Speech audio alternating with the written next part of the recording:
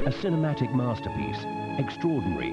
Mike, this is definitely a surprise package of a final. Absolutely. You could have got 60-1 on Atlanta being here at the start of the season, and that's the longest odds that any team has ever had going into a Super Bowl. But they actually match up pretty well. You've got, a couple of almost 2,000-yard running backs. You've got two good quarterbacks. You've got four receivers with 2,000 yards or 2,000 yards on each team. So, good defenses, and you had all the prospects for a great game. I mean, Denver always had their act together, but as Atlanta's seasons progressed, they really did start to look the part, didn't they? And no one took them seriously all season long, really, until, I believe, until the NFC Championship game. Absolutely. Well, of course, last time you saw us here, it was the end of the regular season we saw you off with. Since then, there has been the players that Mike referred to, and he's going to take you through them now.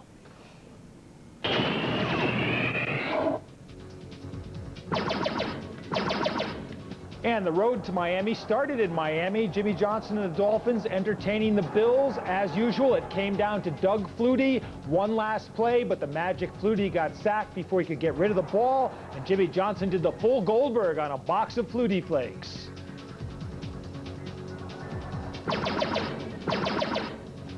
In the other game, Fred Taylor and the Jacksonville Jaguars had no trouble with the New England Patriots. Taylor did it on the ground.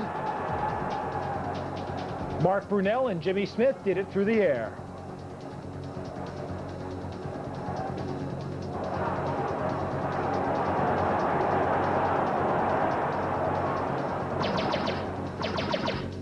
That took Jacksonville into a divisional game against the New York Jets, and Keyshawn Johnson had a Hall of Fame game for the Jets, catching, running.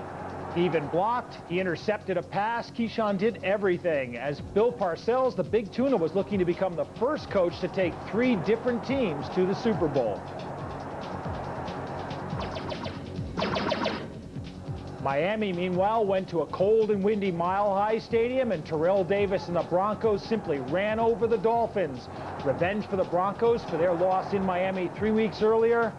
John Elway to Rod Smith, the same firm back in business, and John Elway on his way.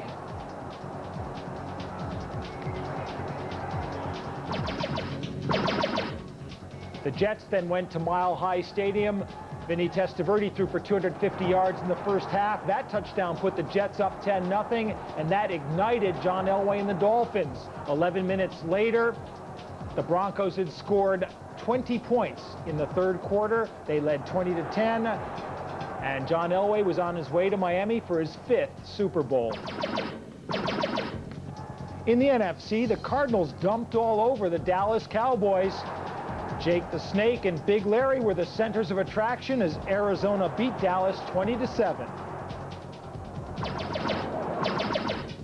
Green Bay and San Francisco went right down to the wire. Brett Favre hitting Antonio Freeman. 8 seconds to play, and Steve Young looked for Terrell Owens, and Owens went from 0 to hero with one memorable catch. San Francisco visited Atlanta. Chuck Smith thought he'd put the Falcons up 21-0 when he picked up this fumble and ran it into the end zone, but the referees ruled the ball had been down, and that let San Francisco get back into the game. But the Falcons held off the 49ers, and Eugene Robinson ensured there'd be no last-second heroics from Steve Young. The Minnesota Vikings were the highest-scoring team in NFL history, and in the divisional game against Arizona, they continued to show why. Randall Cunningham in fine form, so many weapons, so little time.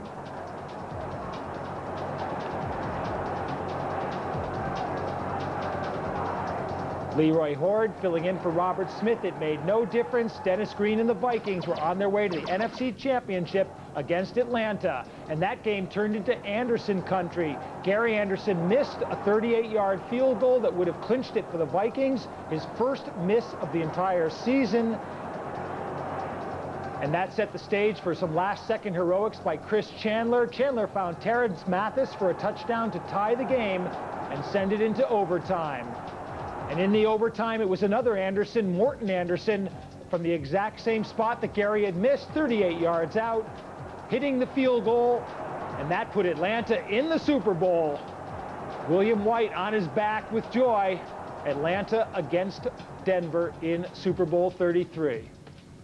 There you go. Mike brings us nicely to Super Bowl 33, where someone, of course, has got to be a winner, including you. Yes, even at this... The Green Bay Packers and played on the Super Bowl winner there. He was caught with a plainclothes Miami policewoman offering her a certain amount of money for a non-reproductive sex act, as they say. That's right. Well, I suppose we prepare for most things as best we possibly can, don't we? It took the focus, sort of off the rest of the game and onto Eugene Robinson, and certainly his preparation for the game was somewhat curtailed by spending the night in jail. Which, of course, brought us to an amazing climax, which is the Super Bowl itself as well, we all know. And when you get down to Super Bowl, you know it's party time as well, as we can see with this. Completely unrehearsed, but unlike Kiss in the Super Bowl. And when you go to a Super Bowl, I mean, it's bread and circuses, and this was it's the biggest circus in America, really, and it's wonderful for all that. The explosions on the field, Kiss doing the full Pete Townsend routine and breaking the guitars. I think we're going to see that right up here. And who says pro football's a violent sport? Oh, yes, that's Kiss. I thought it was Boyzone. I don't know, but, you know, me and your shows where you've been. Very poor. But you're too hip, you know, you're too up to the my own fault. I'm so left field. But, of course, that's the whole point about this thing is there was Kiss, there was the Super Bowl. Now, for that full-bodied American flavour, to really top it all off, what we're also going to give you is your authentic 100% American commentary. Pat Summerall, John Madden. I mean, 18 years in the partnership, 7 Super Bowls together. The best in the business. Summerall did the very first Super Bowl when he, just soon after retiring as a player, and it was on 2 networks at once because there were 2 leagues competing. But he's a smooth play-by-play guy. But John Madden really has set the standard for color commentators in America. And I mean, without John Madden, the sort of big, loud ex-lineman, really intelligent, really funny, there'd be no Dan Deerdorf, there'd be no Matt Millen. You know, he's the original and still the greatest. Although, of course, further to the story earlier on, that doesn't actually mean he fathered all those people. But that's another thing entirely. We're going to, I think we better just breeze over this. He's a busy guy. A very busy fella indeed, that's right. And what you're also going to watch tonight, therefore, is a record. It's a record partnership for a Super Bowl between these 2 gentlemen. So let's not hold you back any further. It's Super Bowl 33.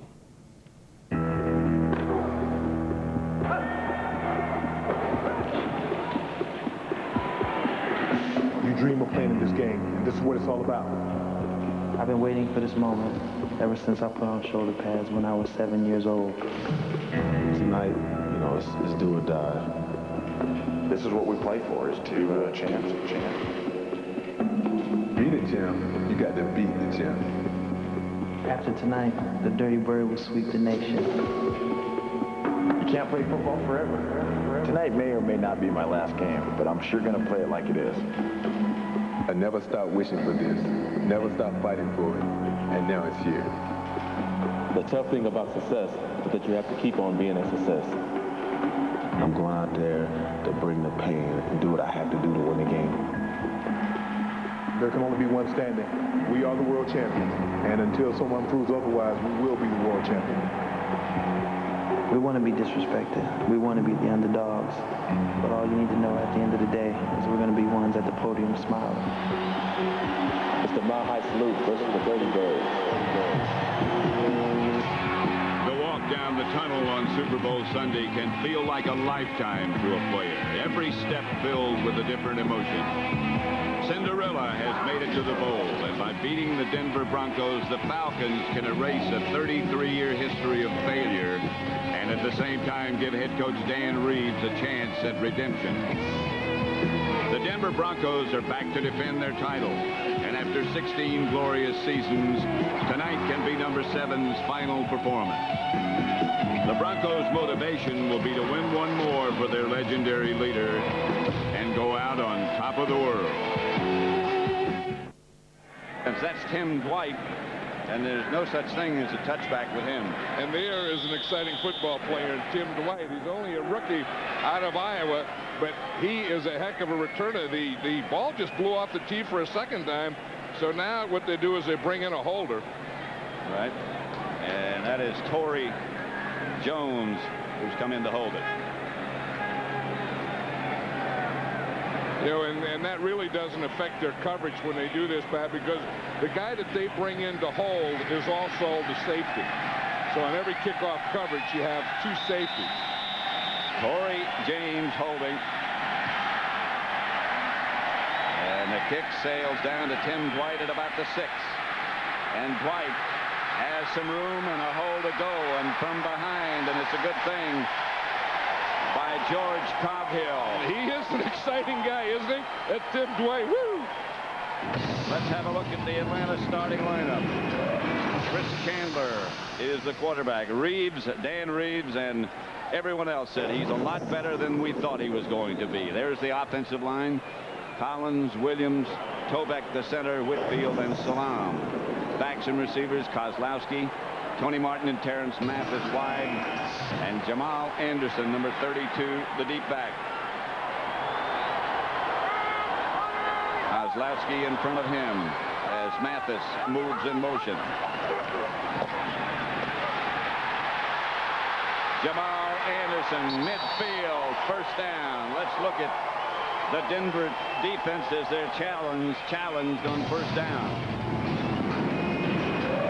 As you pointed out, John, this is the one, if there is a weak spot for Denver, and that is their defensive unit. The linebackers are very active. Mobley, Cadrez in the middle, and Romanowski in the secondary. Atwater and Crockett, Braxton and Gordon. First and 10 Atlanta at midfield. Denver's playing these first downs with 8 men up, 8 in the box to stop the run. This time they're successful as Jamal Anderson gets to carry for no gain. Yeah, it's interesting that the Broncos are very aggressive against the run. Minnesota tried that, and they tried to bring that 8th man up, that extra guy who will always be a safety. And then what the Falcons did is they went play pass on that and threw against it. That was the second first down in a row, and they went 8 men in the box both times, and the Atlanta Falcons ran both times. Of course, Jamal Anderson was very successful against it on the first run. Usually it's Atwater who comes up. Second and 10. Chandler.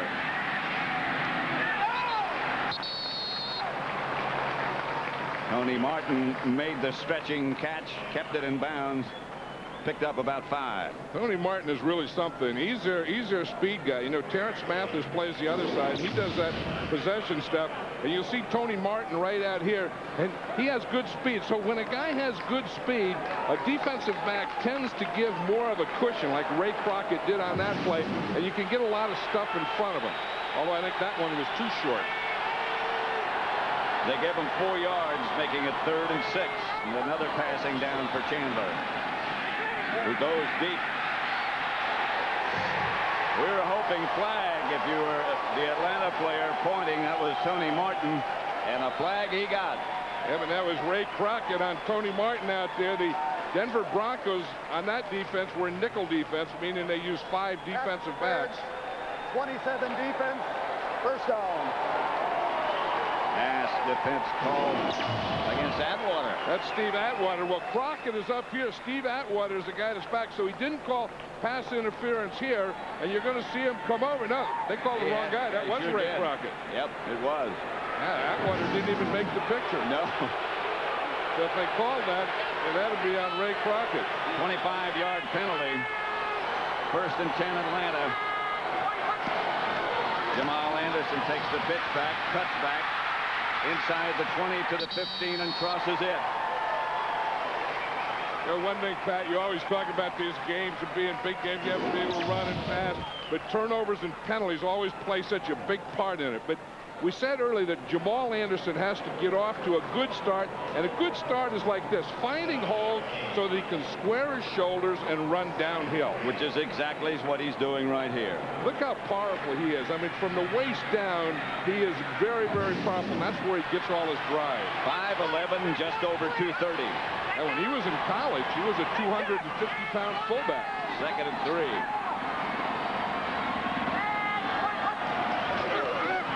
Anderson again. He is close to a first down. Brought down by Atwater and Traylor. Tell you one thing, this Atlanta Falcons team is coming out and going after this Denver Bronco defense, and Another thing I'll say that Jamal Anderson early in this game is running much more aggressively than he did 2 weeks ago early in the game against the Vikings. That's noticeable already. Because the Broncos have done everything so far to take it away, you know, to take that run away. They've been up there, and again, they've had Atwater up. They've brought their safeties up, and this Atlanta Falcon offense has been able to gash them. Sticks are brought out for a measurement. This turf's in great shape. George Toma and his son, who usually work on the Super Bowl turf, are to be commended for an excellent job here. Yeah, Dan Reeves is saying 2 tight ends.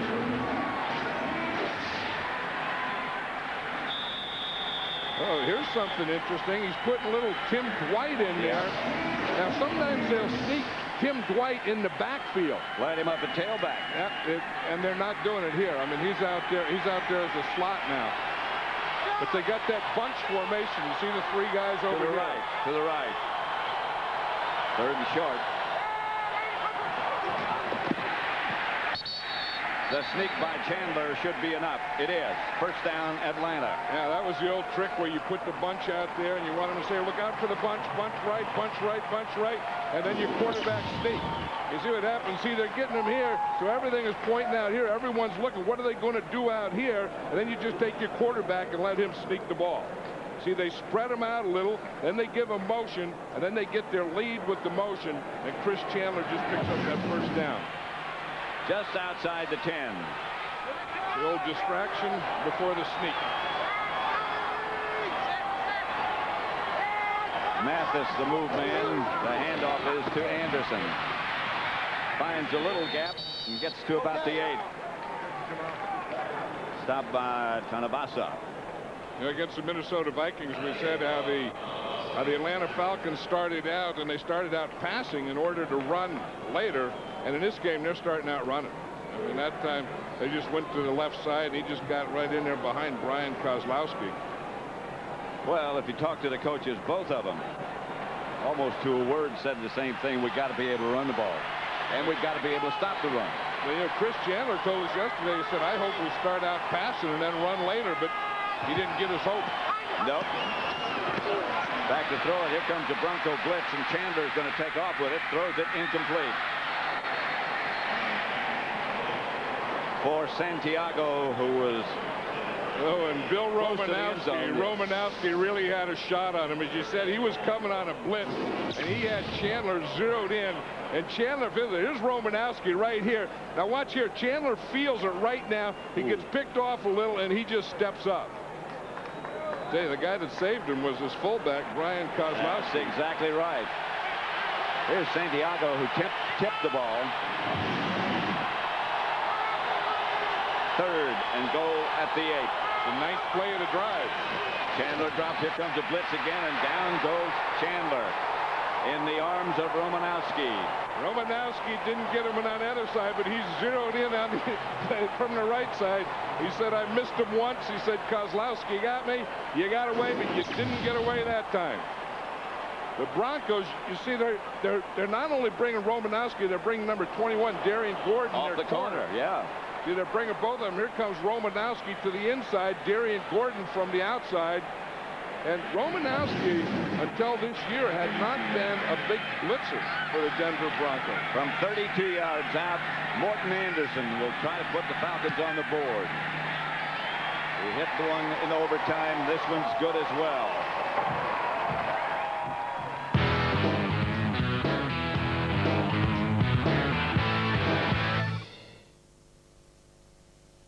At age 23, he set out to do what no computer company had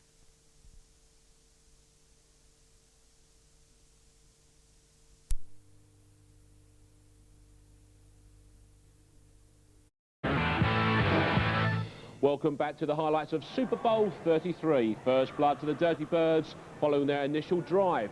We rejoin the action on Denver's first possession.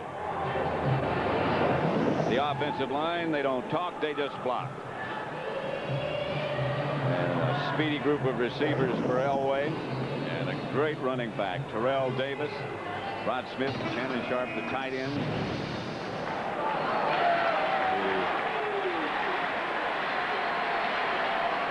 will let you know exactly how he feels. One deep back. And now he leads. With Howard Griffith, the fullback, and Elway fires. Incomplete. Almost intercepted. Terrell Davis, the intended receiver, went through his hands, bounced off him, and almost picked off. Here's the Atlanta defense, the front four. You don't hear a lot about them, but they get the job done. Cornelius Bennett, Jesse Tuggle in the middle, and Henri Crockett. Bradford, Robinson, White, and Buchanan. That's the secondary.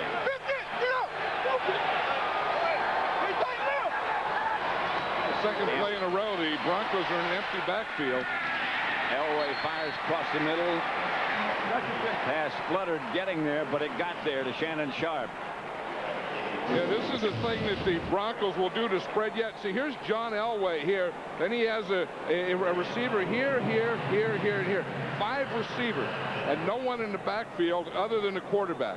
And they started out that formation on first down and then second down. Like Mike Shanahan says, he said, I want to spread them out early, go empty early, and see what they're going to do to it. Not empty now as McCaffrey goes in motion. Terrell Davis. Couple of yards. You know, and that's the problem with empty is you can't run Terrell Davis, and Terrell Davis is the best running back in football. And I think that, you know, every game that they play, Mike Shanahan says, we have to run Terrell Davis 25 times. And then in this one, he said, you know, maybe in this game we'll run him 30 times. He said, you know, Terrell Davis could run 32 times. And I think if we would have kept there talking to him, he'd be up to about 50 times. Because there is no next week. He's got a lot of time to get well. Again, he gets the ball. Davis gets another couple. And the key to this Atlanta defense is they play so well on defense. That these 4 guys here, 1, 2, 3, 4, when the ball is snapped, they all penetrate and try and play on this side of the line of scrimmage. And they're guys that are strong, and they always play their gaps. You see, they stay in their gaps, and that's the thing about this Atlanta Falcons defense. It is very, very disciplined. 3rd and 7. Elway lines up back in the shotgun. This time it's not an empty backfield, though. That's Rod Smith on the move. Elway drops and throws and has Rod Smith. And Smith breaks one tackle and heads down the sideline. Rod Smith finally knocked out of bounds just short of the 20. I'll tell you, John Elway, this could be his last game, but he can still gun that thing, can he? He looks like John Elway that played 12 years ago, 15 years ago. It's a nickel defense, and they put in their nickel back, and he just beat him on slant. And he just started out, then he went to the inside. And one thing about these Bronco receivers, they run well after the ball, and they block well. 1st and 10, Denver at the Atlanta 24. A gain of 41 yards. I was just saying that they were in nickel, and the guy trying to cover him was Randy Fuller, their nickelback. Davis gets the carry. And that's the thing about this Bronco offense that makes it so good. You can say that, you know, Terrell Davis is something, and we have to stop him. But then you have John Elway, one of the all-time greats. And he has Rod Smith out on one side, Ed McCaffrey on the other side, and then they got Shannon Sharp as a tight end. So anything you do or any adjustment you make, they have another way to go where they can slice you up. 2nd and 8. Davis deep. To give us to Davis. Room. Inside the 15. You know, the one thing that they do with Howard Griffith, he's their fullback, and he's going to be their lead. And now they don't always go to the side that he leads to. I mean, he lines up. See, he lines up on that side, leads back on this side. By the time he gets to the hole, there is no one to block. I mean, that thing was blocked so well by the left side of the offensive line, Tony Jones and Mark Schlereth, that there was no one for Howard Griffith to block. You could see him looking as he came through the hole. Couldn't find anybody. But you know, that's the old key. The side you line the fullback up to would always be the side that he would lead to. So what they do is they line him up on the right. Then instead of running to the right, they led him back to the left side and kind of a counterplay to Terrell Davis. 1st and 10, Denver. just about, well, between the 14 and 15-yard line. You know, the strength of both of these teams is their offense. And both of these defenses are vulnerable. You know, I mean, you can move the ball on these defenses. If there, or at least we thought, if there was a strength of both teams. Yeah, that's John Elway's yelling that they didn't reset the play clock. No, they didn't. They didn't. Is exactly right. So the referee will go and talk about that. But that's not.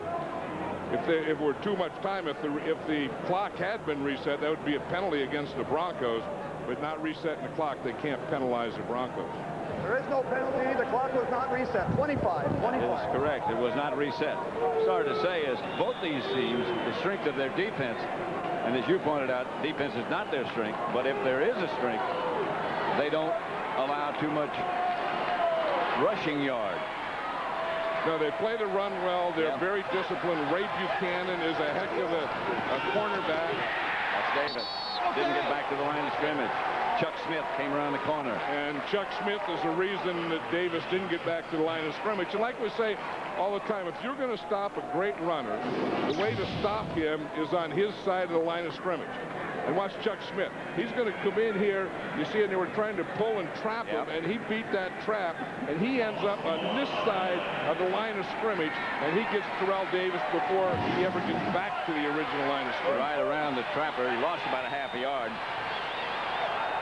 Second and 11. Elway. Pass caught by Shannon Sharp.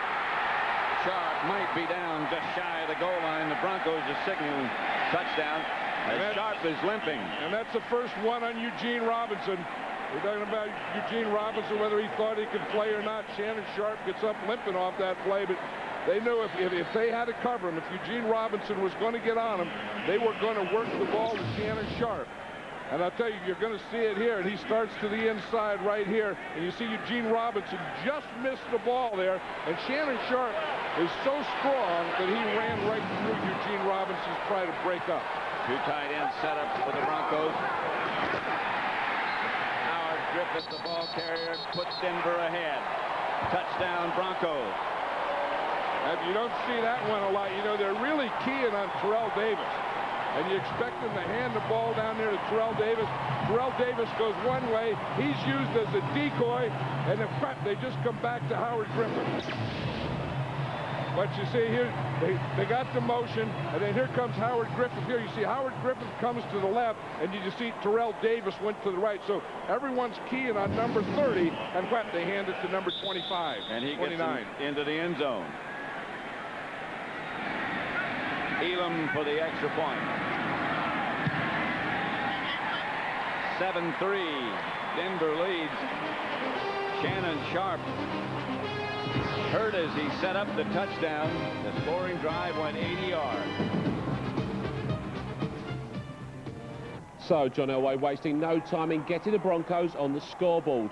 Near the end of the first quarter, Elway was picked off by Falcons cornerback Ronnie Bradford, which gave Atlanta great field position as the first quarter ended. The Birds failed to capitalise on the turnover, however, when Jamal Anderson failed to convert a 4th down and short from the Broncos' 26-yard line early in the second period, giving the ball back to the Broncos.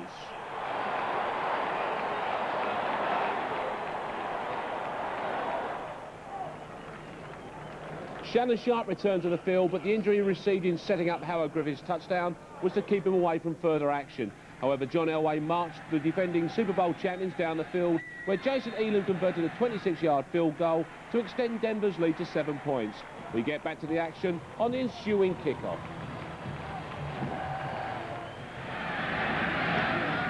Elam's kickoff sails to Tim Dwight. Almost broke the first one.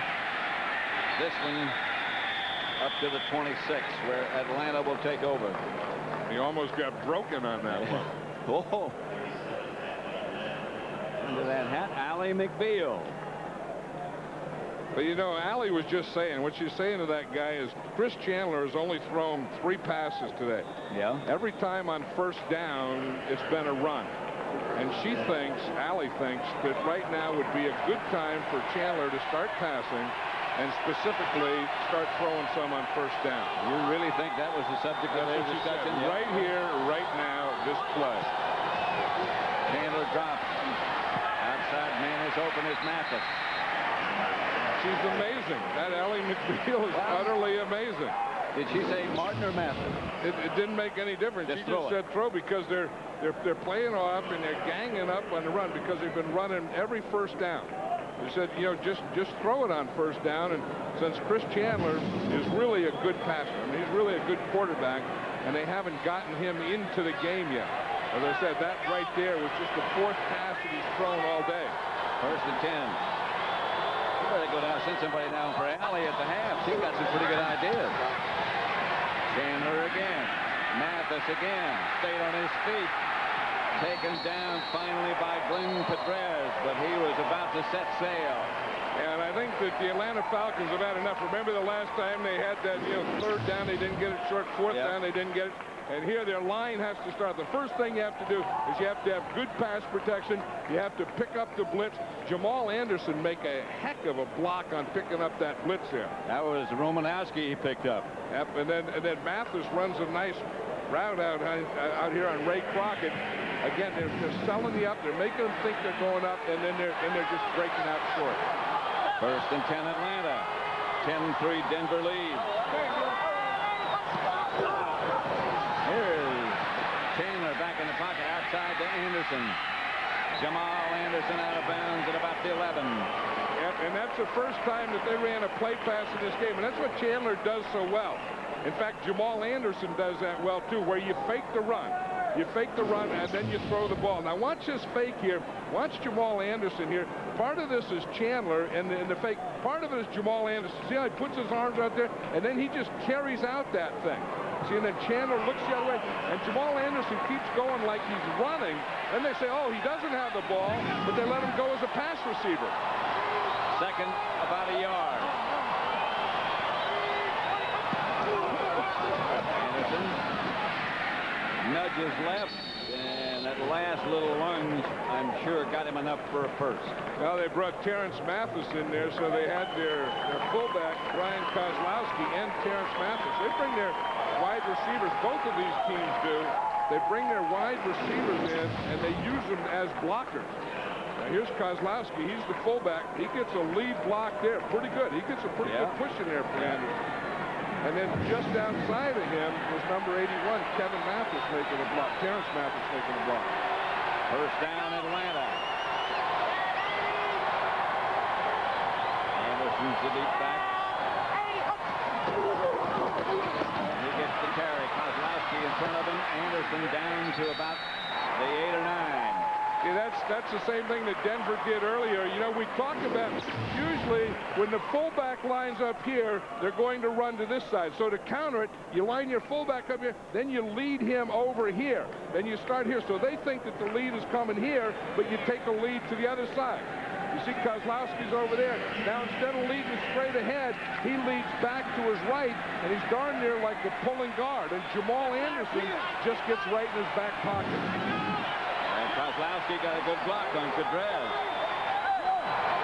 Second down. They need 4. Anderson won't get it. He'll get half of it. Well, you know, the last time they were down there, they had 3rd and 1, and they were stopped for no gain. Then they had 4th and 1, and they were stopped for no gain again. Dan Reeves and Steve DeBerg, 45-year-old Steve DeBerg. There's Greg Robinson. He's the defensive coordinator of the Denver Broncos. Injured Bronco on the play is Darian Gordon. Yeah, that's big because Darian Gordon is not only their cornerback who covers the wide receivers of the Falcons, but he's also their punt returner. Yes. Denver 10, Atlanta 3, but Atlanta close.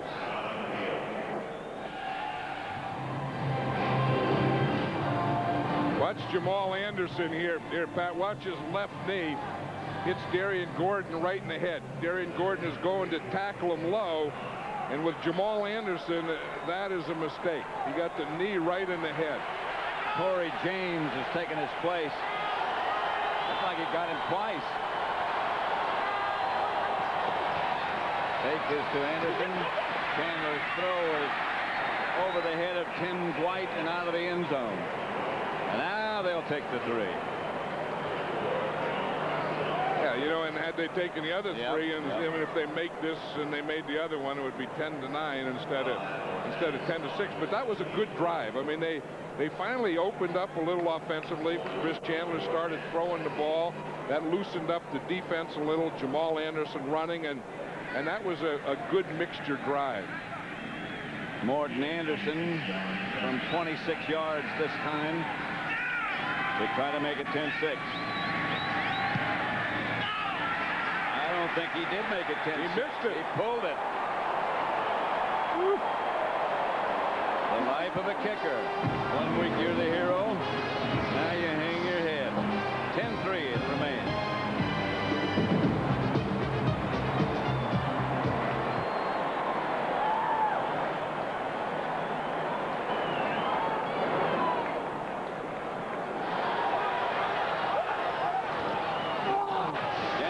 First play after the missed field goal. Elway going deep, and he's got Rod Smith. And Smith's gone.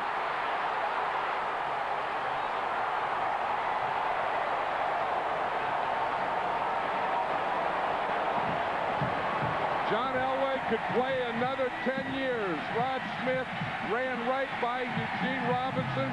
That was a bootleg pass. We talked about the cross. And remember I said how they run those crosses on you? They run those crosses, then you jump up on those crosses, and they get that post in behind you. Atlanta is not ready on defense. And that's exactly what Rod Smith does. You see, he gets by Eugene Robinson. John Elway was running the bootleg. He was running to his right, and he threw a perfect strike to Rod Smith. 16-3, and now things can change and change so quickly. Like I said, Mike Shanahan's the most aggressive play caller in football, and he has a quarterback to go with him. Elam to the extra point. 17-3. The disappointment of that missed Falcons field goal amplified by the swiftness of John Elway's touchdown strike to Rod Smith, leaving the Broncos with a 14-point advantage. More misery for Atlanta on their next drive when centre Bobby Tobit was forced from the game with a knee injury. However, they did manage to reduce the deficit when Morton Anderson kicked a 28-yard field goal just before the 2-minute warning. He left the halftime score Denver 17, Atlanta 6. And Mike, it has to be said that Atlanta kind of had a moment there when perhaps they could have really forced themselves on this game, didn't quite make it. Yeah, I mean, basically the story of that first half is you've got a pretty even game that turns on about 3 plays, and one is going for the 4th and 1 and not making it, which in effect turns the ball back over after you've gotten a turnover from Denver, a rare turnover, and secondly is obviously missing the field goal and then giving up an 80-yard touchdown pass, and third, leading to that last field goal, Chandler twice had touchdown passes and both times beaten defenders, first Torrey James and then Darren Gordon, got in and just tipped balls away, which made them settle for that last field goal. So really, instead of 17-6, this game could be more like, 12-10 maybe. And it was a nicely balanced first half, but that doesn't show up in the scoreline. I mean, clearly, the head coach at the Falcons isn't inexperienced in these matters, but is there a touch of that kind of naivety, Super Bowl naivety, in the way that Atlanta dealt with a couple of those moments? Well, the big play was almost a case of that, and if we take a look at it, we can show you why. Because basically, here's the 80-yard pass to Rod Smith coming up. But what makes this play, see William White down here, the other safety. Denver sees during the game that when they have 2 backs in the backfield, William White's coming right up to play run. What that means is there's only one safety back, and that's Eugene Robinson. So when the wide receiver Smith comes off here, Bradford doesn't even touch him. He lets him go inside, and you're going to see Eugene Robinson sort of go outside of him. That gives Smith the middle, and he's all the way gone for the touchdown.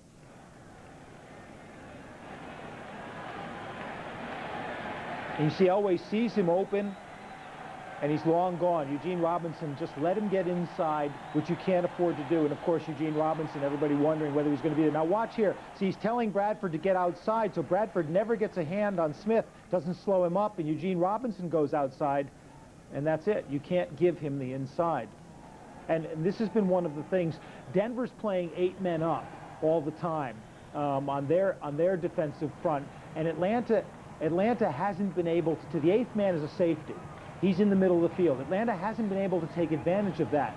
They haven't stopped Denver's pass rush. They haven't gotten the ball to a receiver over the middle. O.J. Santiago's been a non-factor. Their wide receivers have been working outside, but not in the middle. And so they've got to do that, I think, in the second half. Yeah, I mean, the feeling seems to be that the Broncos are getting to play the game that they would want to play, but the Falcons can't quite get their own act together the way they would want to. Yeah, and that's been part of it. Their offensive line hasn't really been able to adjust when Denver brings extra people along. John Madden made the great point, and I think Atlanta set it up deliberately, of starting to throw on first down when they've got those 8 players up in the box. And so that'll work a bit more. But as I say, they've got to get the middle of the field to be able to be effective against Denver. And Denver, on the other hand, Ed McCaffrey, Ray Buchanan has taken him out of the game in the first half. That's been a key. It hasn't hurt them that much because Rod Smith stepped up, but that's been completely, you know, no catches, no balls thrown to him in the whole half. And the good news for them, though, Byron Chamberlain, the ex-Rhine Fire star, stepped in for Shannon Sharp when he was hurt, and Chamberlain had a couple of catches and looked very, very good out there. In the championship game, we saw the mighty New York Jets only half a game away from this championship. I mean, but they did against Denver. What they did is they did come out with a great deal of momentum and enthusiasm. Mind you, the Broncos just know how to deal with that moment, don't they? Yeah, and to say that they're not a good defensive team is wrong, because they are a good defensive team. They've got great linebackers. They've got Keith Traylor in the middle is playing very well. They've got a good secondary, and all that defense has to do is keep them in the game, because their offense can just hit you at any given moment. They're so explosive. Terrell Davis can run. Rod Smith can catch the long pass. McCaffrey can catch the long pass. Sharp can catch the long pass. That's what makes them so difficult. Now, it's not to write off Atlanta, because they're a very similar team, and they can do pretty much the same thing. Although, of course, Chris Chandler perhaps not quite firing on all cylinders there as Atlanta would have wanted. You saw it on that pass to Tim Dwight. He really was forcing the ball through, and you know, you can't force the pass through, especially to a short receiver. Absolutely. Well, as you can see, it's Channel 5's coverage of Super Bowl XXXIII is still coming at you. We've got the second half still to come. But when we come back from the break, you'll be delighted to know that we've got the all-singing, all-dancing halftime show in all of its glory for you. It won't be us. You'll be delighted. Absolutely. There's a few coaches who might be watching this thinking, ooh, they're for the grace of God. We had eight coaching changes in the off-season, and then the spots have all been filled. The Baltimore Ravens fired Ted Marchibroda and hired Brian Billick, the offensive coordinator from the Minnesota Vikings, whose team did so well this year. The Cleveland Browns had nobody to fire because they're a brand new team, but Chris Palmer, he's around and ready for the chop. The former quarterback from Southern Connecticut State College in New Haven. The Bears fired Dave Wanstad, who went back and rejoined his old Dallas Cowboy boss, Jimmy Johnson. He's now the assistant head coach at Miami. And Chicago hired Dick Geron, who was a running back at Yale, right across town in New Haven when Chris Palmer was at Southern Connecticut. Geron was a defensive back for the Chicago Bears, and most recently the defensive coordinator in Jacksonville, where he's done a great job. The San Diego Chargers, June Jones left to become the head coach at the University of Hawaii. Remember, he replaced Kevin Gilbride when Kevin Gilbride was fired midway through the season. Kevin Gilbride will now be the offensive coordinator at Pittsburgh. And Mike Riley comes from Oregon State University. Only 2 years of head coaching at Oregon State. 8 wins and 15 losses there, and that gets him a 4-year contract with San Diego and Bobby Beathard. Riley also coached the San Antonio Riders in the World League of American Football. Carolina fired Dom Capers, who replaces Dick Geron as the defensive coordinator in Jacksonville, so he doesn't have to go too far. And Carolina hired George Seifert, the former 49er head coach and the winningest percentage head coach in NFL history. Ray Rhodes got fired by the Philadelphia Eagles, who went to Green Bay and got their quarterback coach, Andy Reid, who jumps from quarterback coach to head coach in one big jump. Marty Schottenheimer resigned from the Chiefs, and they promoted their longtime defensive coordinator, Gunther Cunningham. Dennis Erickson was fired by Seattle. He went to Oregon State and took Mike Riley's job that was open, and he was replaced by Mike Holmgren, who got a 5-year or 6-year, $21 million contract. Head coach, general manager, governor of Washington, the whole Pacific Northwest. And Holmgren's job at Green Bay was filled by his old defensive coordinator, Ray Rhodes, who'd just been fired at Philadelphia. It all works out nicely. And you mentioned, obviously, the fact that there's a 1 4-year contract. There's lots of long-term contracts, so perhaps there's a lot of consolidating going on now. Doesn't do you much good when they fire. It just means they give you a bigger payoff. Oh, that's nice to know, though, isn't it? You can work with that one now. As I say, there's a traditional kind of Super Bowl Eve. The Hall of Famers are announced, and we can see these guys now. And the controversial special one here, obviously, was Lawrence Taylor for his off-field activities, but Taylor, too great a defensive player not to go in. Billy Shaw, AFL guard for the Bills, opened the holes for Cookie Gilchrist. Ozzie Newsome, longtime tight end. Tom Mack, a great guard for the Rams, and Eric Dickerson, who ran behind him at the Rams and for 3 other teams. Dickerson, one of the great running backs. There you go. So there's the Hall of Famers announced. You've seen the coaches that are on the move, and you've had the floor show. I don't know if you remember 17-6 Denver over Atlanta, and we've got the second half when we come back. Super Bowl 33 from Miami, the defending champions Denver, 17-6 over Atlanta in that first half. So without further ado, let's get back to the action. And Denver had first possession in the third quarter, and John Elway led a 12-play, 7-minute drive that led to a 37-yard field goal attempt by Jason Elam. His hit was wide, however, and Atlanta's defense celebrated in keeping the Bronco lead to 11 points. Fulton quarterback Chris Chandler promptly gave the ball back to the Broncos when he was picked off by Darius Johnson just 4 plays later. Again, Denver failed to add to their lead. The Falcons' defense restricting the Broncos to another Jason Elam field goal attempt, but again he missed this time from 48 yards. We rejoin the action on Atlanta's next drive with just under 4 minutes remaining in the third quarter. Attendance for Super Bowl 33, 74,803. And that's about all she'll hold.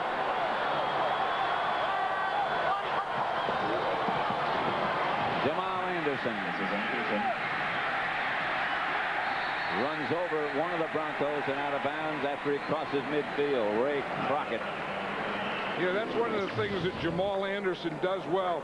He gets to the outside and then runs with power. A lot of guys will just get knocked out of bounds, but he gets here, plants a foot. You're going to see him plant that left leg right there. And instead of going out of bounds, he turns upfield and back in a little. Yeah. And he is one of the best at that in the game, of going and taking his power to the outside and then just inside the sideline, turning it up. 1st and 10.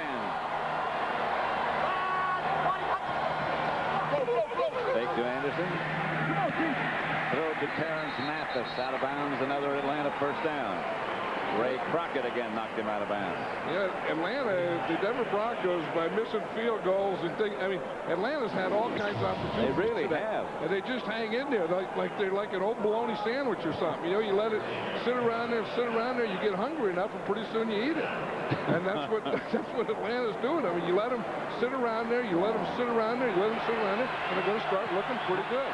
How many old bologna sandwiches have you eaten? A lot of old bologna sandwiches when I was hungry. They were sitting around. I guarantee you I'd eat them.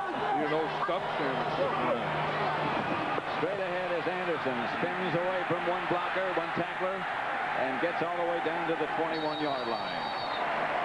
You know, and that's the other thing. You know, we saw Jamal Anderson go to the outside and run with power, and the other thing that he does is spin, and the third thing that he does, he has a great straight arm. You watch this spin here. You see it's a little delay. He gets in behind his lineman right there. Tackler comes up with Steve Atwater, comes up to tackle him. He just gives him that spin move, and then at the end, just get those shoulder pads down and finish it off. It is rare that one man brings him down. That's his mom doing that dirty bird for him. 17-6, 2 minutes to go in the third. Atlanta threatening again. Chandler has it deflected and intercepted. That's Gordon. He got Chandler to beat, and Chandler kept him from going all the way.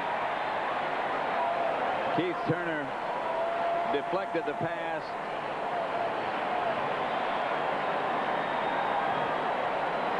They threaten, and then something happens. Something like this happens. You're going to see Keith Traylor come up here. Yep. And you see, we talked about if you don't get to the guy, then get your hands up and make him throw over you or through you. Keith Traylor did exactly that. Yep. He not only got one hand up in the lane, he got both hands up. Both hands up, then the ball goes off, and now Darian Gordon picks it off. But that one, Darian Gordon gets the interception, but you have to give that to Keith Traylor. You certainly do, and you give credit, I suppose, to the quarterback, Chris Chandler, who made an open field tackle that he doesn't have to make much. Keith Traylor's alone. Davis. Shane Barnett made the stop. Look at this. Well, they've had the opportunities. I mean, you know, they were down in the Denver 8, the 26, the 8, 11, 41, and 21. And look at that. Out of all that, they just came out with 2 field goals. And that's the whole thing. It's not like they haven't moved the ball, nor have they not had any opportunities. They've moved it and had opportunities, but didn't do anything with the opportunities. It's that red zone they haven't been able to capitalize. McCaffrey in motion. Elway drops. Plenty of time. Elway. It was on the ground and incomplete. It did hit the ground. McCaffrey grabbed it quickly. And that was Ed McCaffrey all the way. He started on the right, came in motion, ran a post pattern. John Elway was looking at him. He sees this, that's a post pattern. He throws it in there, and you're going to see right there that it pops out just before we go away from that. John Elway knew it. He was waiting for that one. You know, you have your red zone offense, and you have, you know, about 10 passes you're going to throw, and then you rate those 10, and that was probably like number 2. 3rd and 6. Has time again. Gets it to McCaffrey. To the 5. Jesse Tuggle tripped him up. Look at this. The first 4 Super Bowls that John Elway was his quarterback rating was 49, and look what it is tonight. He's going to retire? But he's going to, I mean, he finds Ed McCaffrey here, and Ed McCaffrey, you know, is so good. I mean, John Elway's just watching him the whole way, but for a guy like John Elway to have a receiver like McCaffrey, he's as tall as a tight end, so you can always see him as he's going across the field. 1st and goal at the 5. Howard Griffith, the fullback. You're right. He's gotten a lot of work. Yeah, we were talking about things that the Denver Broncos had to do at halftime, and one was to start throwing to Ed McCaffrey. Well, he's already caught 4 for 47 yards, all in this 3rd quarter. That's the end of the 3rd quarter with the score. The Broncos 17, the Falcons 6, and Super Bowl 33 will continue. Part of the 4th quarter. We were talking about Howard Griffith and how they're kind of sliding him the ball tonight. In 18 games this year, you know, including the playoffs, he'd only carried the ball 4 times. He's already carried it 3 times tonight. They let him again. And there's 4. So in this game, he's equal to what he's done the whole season. And he just scored a touchdown. His 2nd touchdown. Yeah. Holy moly. Howard Griffith is going to get something. You know, it's kind of a reward for being a good player, being an unselfish player, being a team player, being a good blocker for Terrell Davis. Howard Griffith is having his night. Remember, he was a great player. They got him from Carolina.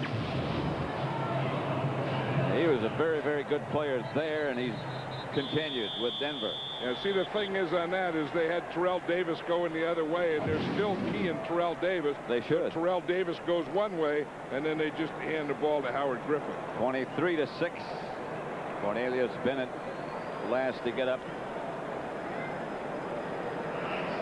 You know, and I think this is a cramping situation too.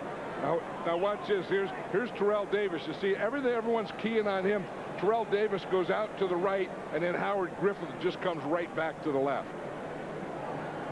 You know, and that's pretty good blocking too. It is. I mean, watch this side of the line and watch how they get low and they just drive, and that's a pretty good hole. And then they leave one guy for Howard Griffith to run over. And he took care of that. That's Griffith's 2nd career game in which he scored 2 touchdowns before tonight. Howard Griffith, 4 carries, 9 yards, 2 touchdowns. Not bad. You know, it's kind of like I said, it's a reward for a guy that, you know, has played unselfishly for a lot of years. You know, looking at John Elway there, it was interesting. We talked to him yesterday. He woke up Saturday morning yesterday and thought it was game day. And he started to get ready for the Super Bowl on Saturday morning. And so he's getting ready. And then he realized, holy moly, there's still another day before this game. He had the wrong game on his watch, the wrong day on his watch.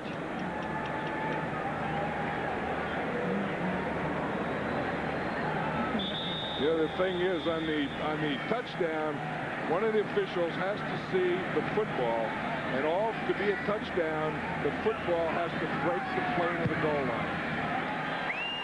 Extra point good. And Denver leads Atlanta 24-6.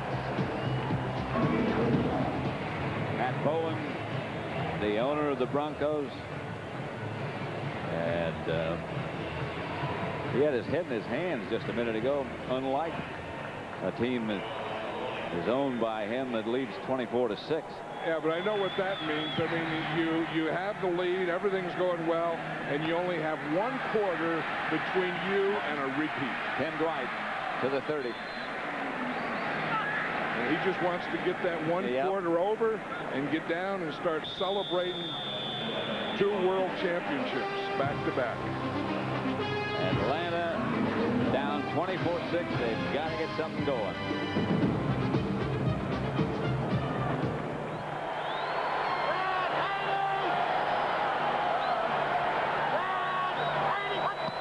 Chandler drops. A blitz by Denver. Santiago, I believe, made the catch. And did. If Santiago makes that catch, that's going to be the first ball that he's caught today. Yep. They talk about things that they haven't done. That's one of the things they haven't done is gone to their tight end, O.J. Santiago. They really have had trouble, excuse me, John, they really have had trouble blocking the Denver blitz, too. Yeah, and it's really disrupted them. I mean, I think when the Denver started to blitz, I think that threw Chris Chandler out of any rhythm that he did have. They're showing blitz again. Jamal Anderson. First down, Atlanta, down to the 43-yard line of Denver. He got a good block by his fullback, Brian Kozlowski, on that one. Kozlowski led him, and he goes out there. Just before he gets there, he's going to make a cut block. You're going to see it right there. Yep. You see, and then Jamal Anderson is right behind him. He's able to run off that block. Now watch again. As he gets out there, he plants that outside foot, and then gets low, and then he brings his power. Jamal Anderson is excellent at finishing off runs. First down, Falcons. 17 carries, 94 yards for Jamal Anderson. Pass fake. Pass caught. Inbounds by Tony Martin. Another first down. Here we are again. And the Falcons are doing all the things that they have to, except they're not getting the ball in the end zone. I mean, they're running the ball. Jamal Anderson's going to have over 100 yards. You see Tony Martin is coming off a play fake, running good patterns. Watch him, he's wide open. I mean, it's a perfect throw out there. Watch, he breaks, he turns his head, and the ball is right there. Yep. But they can't put it back to back to back consistently and get it in the end zone. First and 10, Atlanta. They haven't scored a touchdown yet. Fake to Anderson. The throw. Picked off by Denver. By Gordon again. Darian Gordon. Still being conveyed. Gets it back across midfield. Back into Atlanta territory. That was interesting. We were talking about Darian Gordon, who was a teammate of Tony Martin. Yep. They both played with the San Diego Chargers. That ball was thrown to Tony Martin. Darian Gordon was covering him, and he just was on him like a blanket. Yes, he was. Remember, he got kicked in the head early by Anderson. We didn't know if he'd be back or not, but he's back with a vengeance. Denver 24.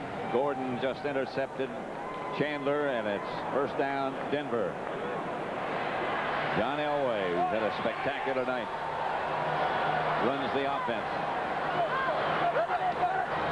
Drops to throw it. Gets it out to Terrell Davis. Davis down the sideline.